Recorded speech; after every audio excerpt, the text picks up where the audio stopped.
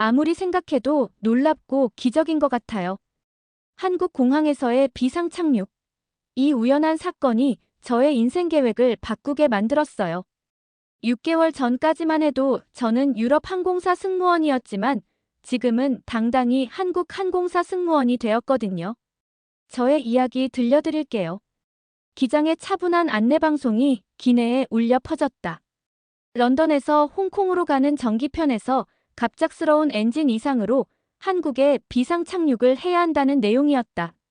나는 엘리자, 독일 출신으로 유럽 항공사에서 5년째 승무원으로 근무하고 있었다. 세계 각국을 다녀봤지만 한국은 단 한 번도 가본 적이 없었다. 솔직히 말하면 가고 싶지도 않았다. 한국에 대해 내가 알고 있던 것들은 매운 음식, 복잡하고 시끄러운 도시, 언어 장벽, 그리고 무엇보다 위생 상태에 대한 막연한 불안감이었다. 유럽의 동료들 사이에서도 아시아는 조심해야 한다는 이야기를 종종 들었었다. 비행기가 인천공항에 착륙하면서 창밖을 내다봤다. 생각보다 깔끔해 보이는 공항 건물들이 눈에 들어왔지만 여전히 마음은 불안했다. 얼마나 오래 머물러야 할지, 음식은 괜찮을지, 영어는 통할지 걱정이 앞섰다. 기내에서 내리는 순간부터 모든 것이 낯설었다.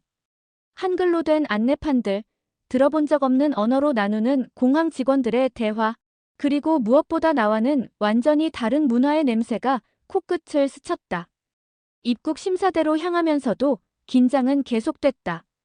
다행히 입국 심사관은 유창한 영어로 상황을 파악했고 예상보다 훨씬 친절했다. 하지만 여전히 경계심을 늦추지 않았다. 빨리 수리해서 떠나자.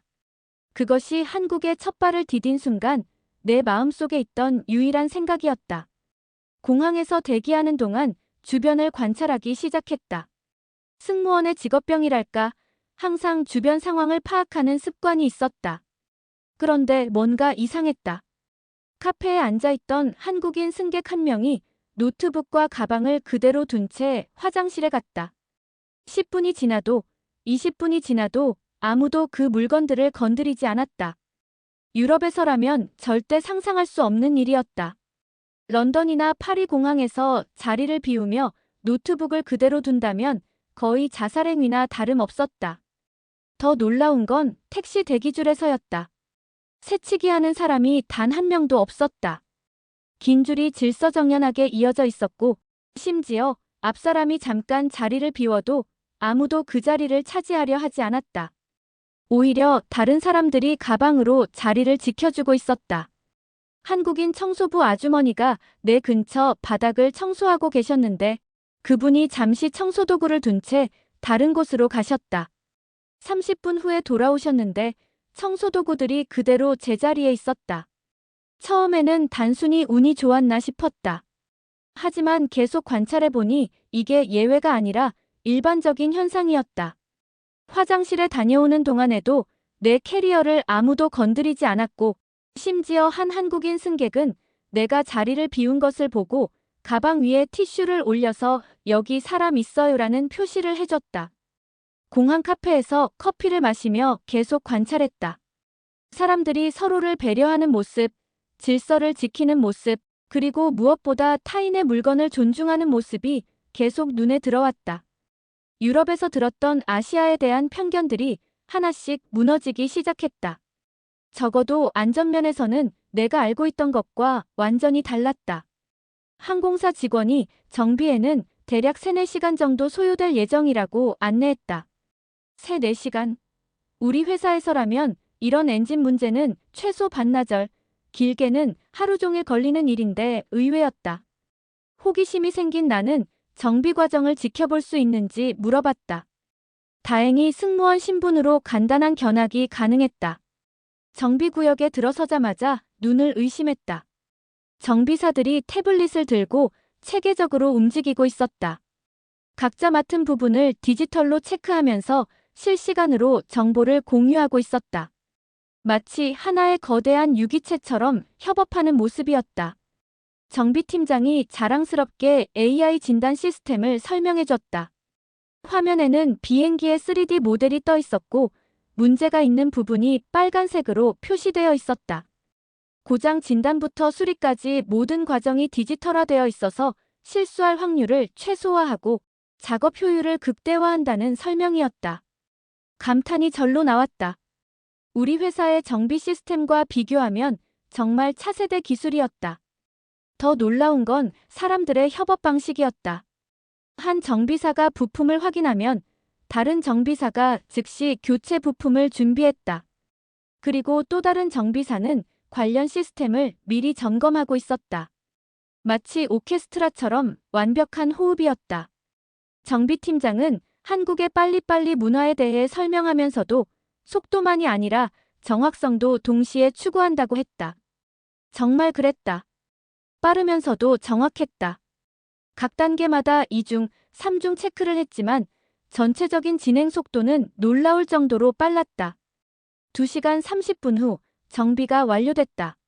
생각보다 간단한 센서 교체 문제였다고 했지만 우리 회사에서 같은 문제가 발생했을 때 6시간이 걸렸던 기억이 있었기에 더욱 놀라웠다. 한국은 기술보다 사람의 협력이 더 놀라웠다. 첨단 기술도 중요하지만 그것을 운용하는 사람들의 팀워크가 더 중요하다는 걸 직접 목격한 거였다. 비행기 수리가 끝나고 출발까지 2시간 정도 여유가 생겼다. 아까부터 배가 고팠던 터라 공항 푸드코트에서 뭔가 먹어보기로 했다. 메뉴판을 보니 한글과 영어가 함께 적혀 있었다. 비빔밥, 불고기, 김치찌개. 모두 생소한 이름들이었다. 가장 안전해 보이는 불고기 덮밥을 주문했다. 첫 한 입은 생각보다 괜찮았다. 달콤한 맛이 강해서 크게 자극적이지 않았다. 하지만 계속 먹다 보니 뭔가 익숙하지 않은 향신료 맛이 느껴졌다. 다 먹고 게이트로 돌아가는 길에 배가 살살 아프기 시작했다. 처음에는 단순히 배가 부른 줄 알았는데 점점 심해졌다. 차가운 땀이 났다. 한국에서 식중독에 걸리면 어떻게 해야 하지? 보험은 적용될까? 의사들이 영어를 할까? 병원은 깨끗할까? 온갖 걱정이 머릿속을 맴돌았다. 특히 위생에 대한 불안감이 컸다. 아시아의 의료시설이 유럽만큼 깨끗할까 하는 선입견이 있었다. 복통이 점점 심해지자 어쩔 수 없이 근처에 있던 한국인 승무원에게 도움을 요청했다. 김민지라고 자기소개를 하시더니 내 상황을 빠르게 파악하고 공항의료센터로 안내해주겠다고 했다. 민지 씨는 인천공항의료센터가 정말 좋다고 외국인 환자도 많이 봐서 시스템이 잘 되어 있다고 안심시켜줬다. 하지만 여전히 마음이 편하지 않았다. 과연 한국의 의료시설이 독일만큼 깨끗하고 체계적일까? 의료진들이 정말 영어를 잘할까? 치료비는 얼마나 나올까 하는 걱정들이 끊이지 않았다. 의료센터 문을 열고 들어서자마자 입을 다물 수 없었다. 로비는 대학병원 못지않게 넓고 깨끗했다. 대기실의 의자들은 모두 항균 소재로 되어 있었고 곳곳에 손 소독제가 비치되어 있었다. 무엇보다 공기가 정말 깨끗했다. 접수대에서 간호사가 유창한 영어로 증상을 물어봤다.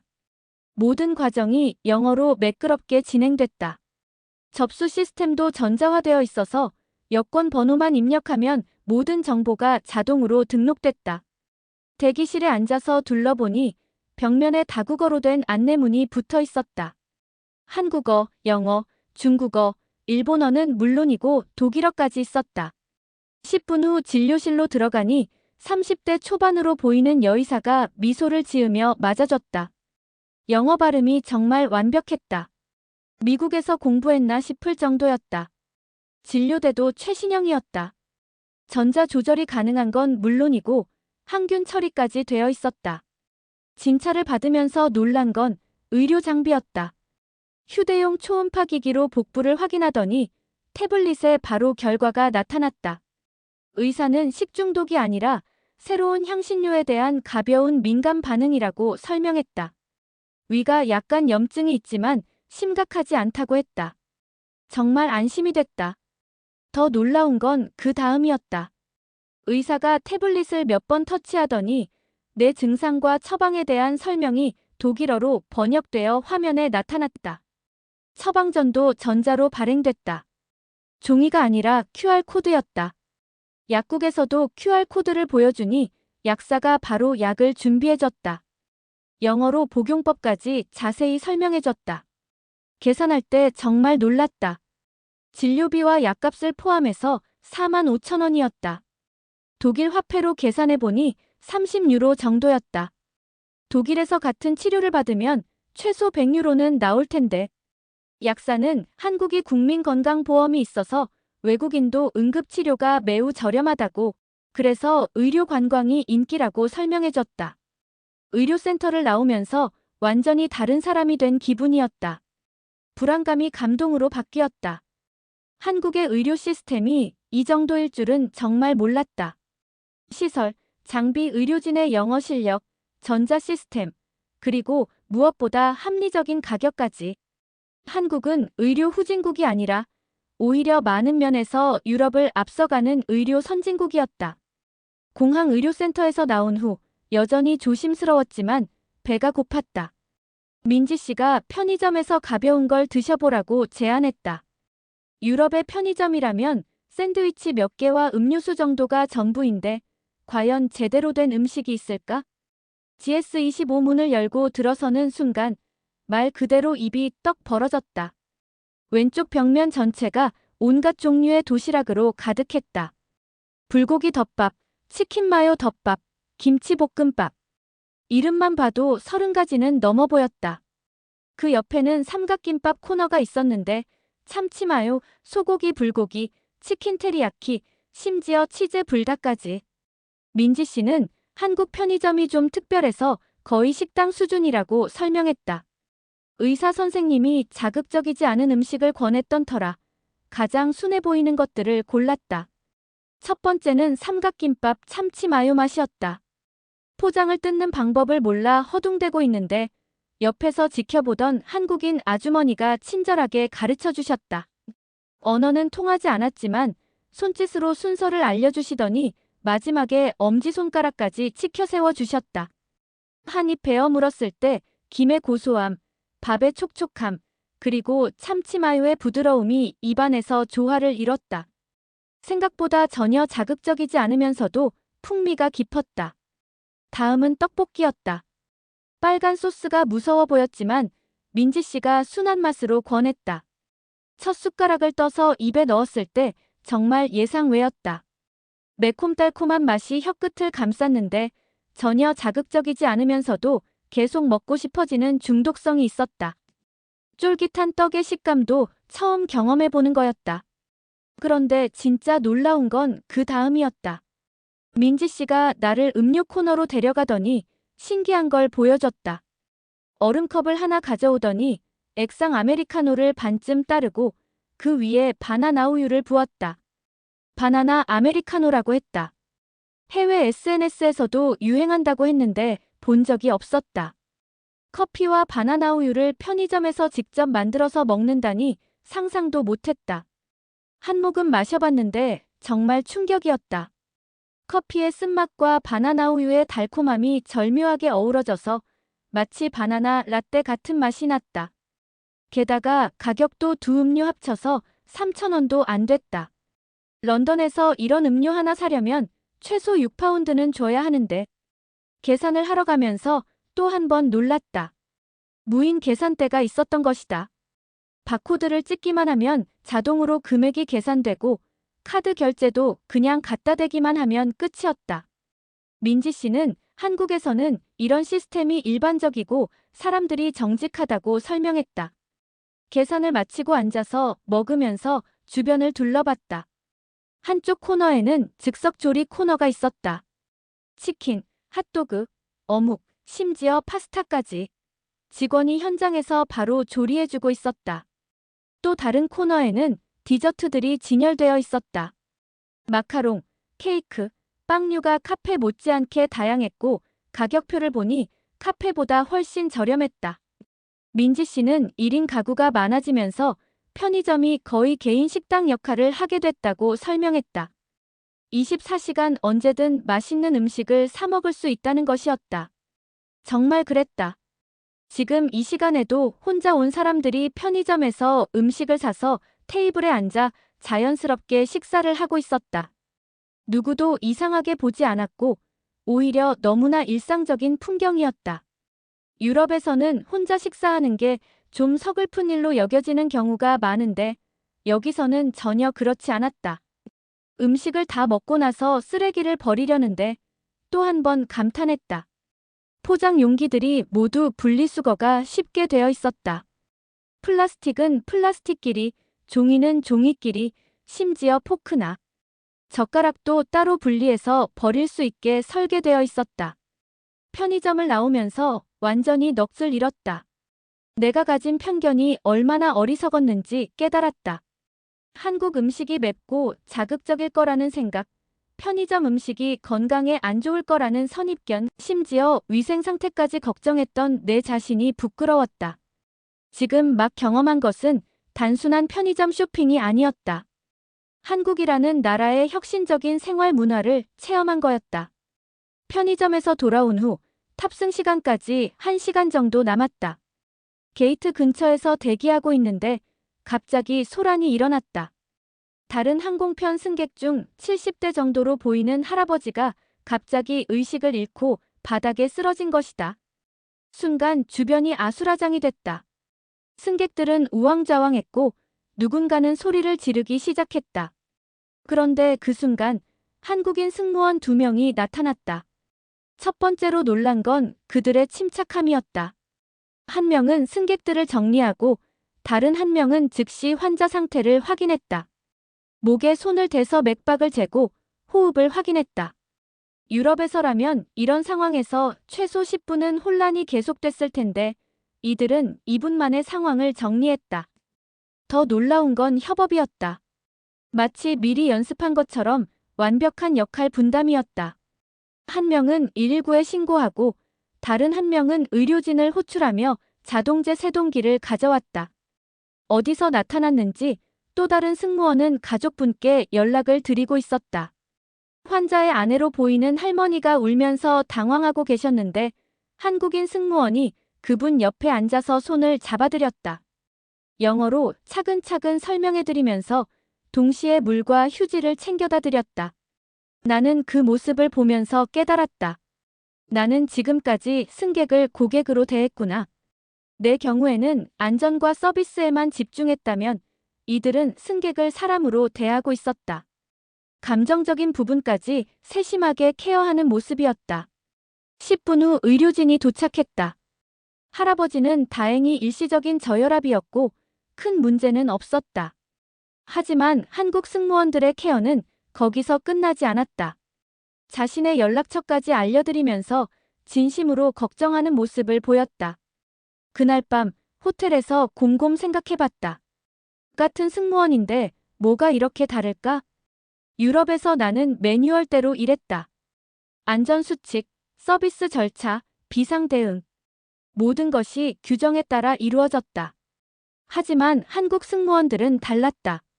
매뉴얼을 넘어서는 무언가가 있었다. 첫째, 자발적인 협업이었다. 누가 시키지 않았는데도 각자 역할을 찾아서 움직였다. 둘째, 감정적 케어였다. 환자뿐만 아니라 가족의 심리적 상태까지 배려했다. 셋째, 진정성이었다. 단순한 업무가 아니라 진심으로 도움을 주려는 마음이 느껴졌다. 다음 날 아침, 민지 씨와 커피를 마시며 이야기했다. 어제 응급 상황을 보면서 정말 감동받았다고 한국 승무원들은 뭔가 다르다고 말했다. 민지 씨는 그게 한국적인 정서 같다고 했다. 정이라고 하는 업무를 넘어서 사람 대 사람으로 마음을 나누는 것이라고 설명했다. 정이라는 개념이 흥미로웠다. 유럽에는 없는 독특한 문화였다. 그동안 나는 프로페셔널이란 완벽한 매뉴얼 수행이라고 생각했다. 실수하지 않고 규정에 따라 정확하게 일하는 것. 하지만 한국에서 본 프로페셔널은 달랐다. 매뉴얼을 기본으로 하되 그 위에 인간적인 따뜻함을 더한 것이었다. 기술적 완성도, 인간적 따뜻함, 진정한 프로페셔널. 이것이 내가 한국에서 배운 새로운 공식이었다. 비행기 수리가 완료되고 홍콩행 탑승 시간이 다가왔다. 하지만 나는 망설이고 있었다. 정말 지금 떠나야 할까? 48시간 전만 해도 한국에서 하루라도 빨리 벗어나고 싶었다. 하지만 지금은 정반대였다. 더 머물고 싶었다. 게이트 앞에서 마지막 탑승 안내가 나왔을 때 나는 결정했다. 직원에게 이 비행기는 타지 않겠다고 말했다. 한국에 조금 더 머물고 싶다는 이유였다. 일본 도쿄에서의 휴가를 취소하고 한국에서 며칠 더 머물기로 했다. 회사에는 개인 사정이라고 연락했다. 민지 씨가 이 소식을 듣고 깜짝 놀랐지만 한국을 제대로 경험해보고 싶다는 내 말에 공감해줬다. 명동에 있는 호텔을 예약했다. 체크인하면서 또 한 번 놀랐다. 프론트 직원이 영어, 중국어, 일본어를 자유자재로 구사했다. 그리고 무엇보다 서비스가 정말 세심했다. 한국이 처음이냐고 물어보더니 지도를 주면서 맛집과 관광지가 표시되어 있다고 설명해줬다.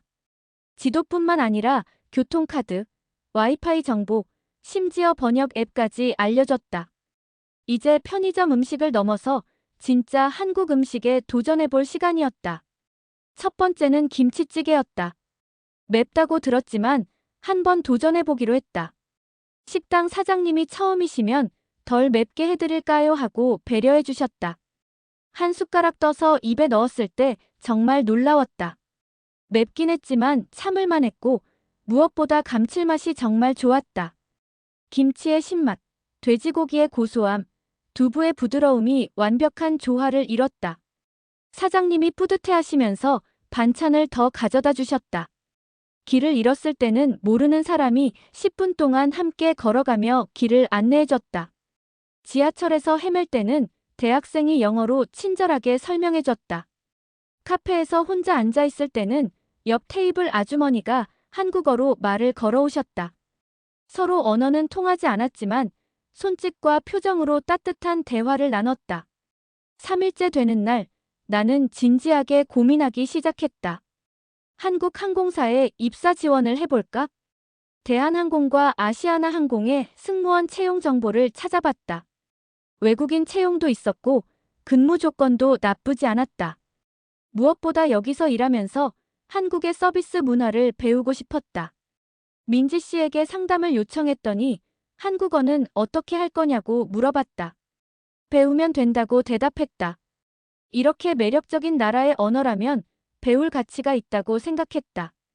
호텔방에서 지난 며칠을 돌아봤다. 48시간 전에 나와 지금의 나는 완전히 다른 사람이었다. 예전에 나는 한국에 대한 편견과 불안감, 아시아 문화에 대한 선입견, 서구 중심적 사고를 가지고 있었다. 지금의 나는 한국 문화에 대한 깊은 존경, 다양성에 대한 열린 마음, 새로운 가능성에 대한 기대감을 갖게 됐다. 마지막 밤, 독일에 있는 친구들에게 긴 메시지를 보냈다. 나 지금 한국에 있다고. 원래 비상 착륙으로 억지로 오게 된 건데 계획을 바꿔서 며칠 더 머물고 있다고 썼다. 솔직히 말하면 한국에 대해 편견이 있었다고. 많은 유럽 사람들처럼 아시아 국가들을 좀 무시하는 경향이 있었다고 인정했다. 하지만 여기 와서 완전히 달라졌다고 했다. 치안은 독일보다 좋고 기술력은 상상 이상이며 의료 시스템은 정말 놀랍고 음식은 말로 표현할 수 없을 정도로 다양하고 맛있다고 전했다.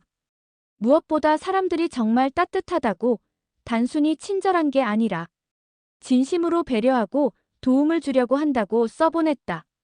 나는 한국 항공사 입사를 진지하게 고민하고 있다고, 여기서 새로운 인생을 시작해보고 싶다고 했다. 친구들에게도 기회가 되면 한국에 와보라고, 단순한 여행이 아니라 인생이 바뀔 거라고 권했다. 다음 날 아침, 나는 한국어 학원에 등록 상담을 받으러 갔다. 그리고 한국 항공사 채용 설명회에도 참석했다. 한국에서의 48시간은 내 인생의 터닝 포인트가 됐다. 편견이 감동이 되고 두려움이 설렘이 되고 낯선 땅이 새로운 집이 될 가능성으로 바뀐 48시간이었다. 지금 이 글을 읽고 있는 당신에게도 말하고 싶다. 한국에 와보라고. 당신의 편견과 선입견을 모두 깨뜨릴 준비가 되어 있다면 6개월 후 나는 정말로 한국항공사 승무원이 되었다. 한국어도 제법 늘었고 김치찌개는 이제 내가 가장 좋아하는 음식 중 하나가 됐다. 그리고 무엇보다 승객을 사람으로 대하는 법을 배웠다. 한국에서의 48시간이 내 인생을 완전히 바꿔놓았다. 당신의 48시간은 어떻게 시작될까?